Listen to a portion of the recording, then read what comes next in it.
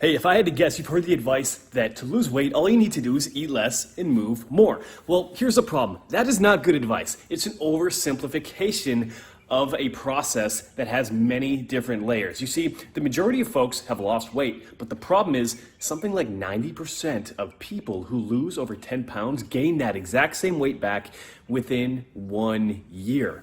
And the primary reason isn't because they aren't eating less or they aren't moving more. The problem is they haven't addressed the underlying habits that led to weight gain in the first place. So yeah, while the key is to be able to consume fewer calories than you're burning on a regular basis, only saying move more and eat less is a dramatic oversimplification of a complex process that also takes into account stress. It takes into account your social life, your personal life, and your work life, because all of these things at the end of the day feed into the actions that you take on a regular basis.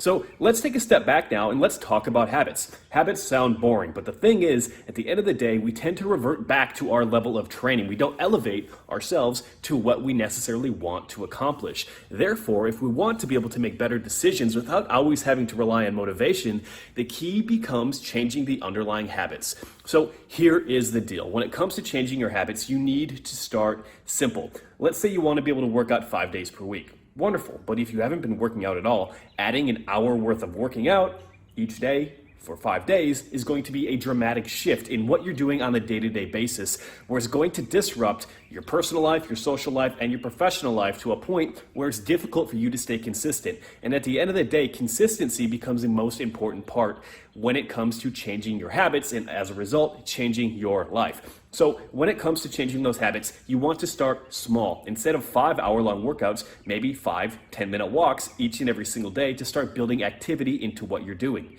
The reason being, consistency. Now, when it comes to being consistent, when it comes to transforming those habits, you need to understand that habit formation varies from person to person. But based on the research that I've read, it can take between 21 and 66 days to actually develop a new habit. So for argument's sake, let's say it takes 21 days. That is 1 every single month, or 3 every, 2 months, give or take, right? 3 or 4?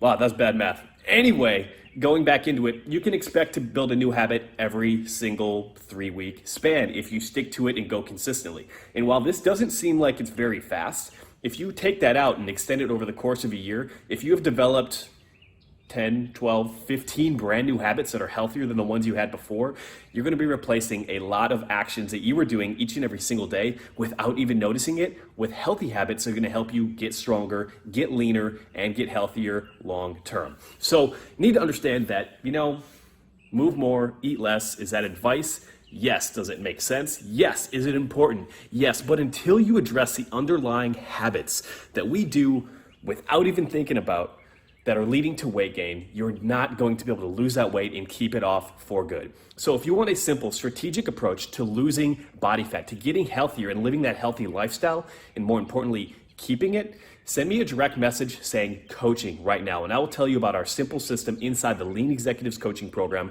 to help you get lean and improve performance so you can show up as the best version of yourself. All right, any questions, any comments, drop them below, and I will talk to you there.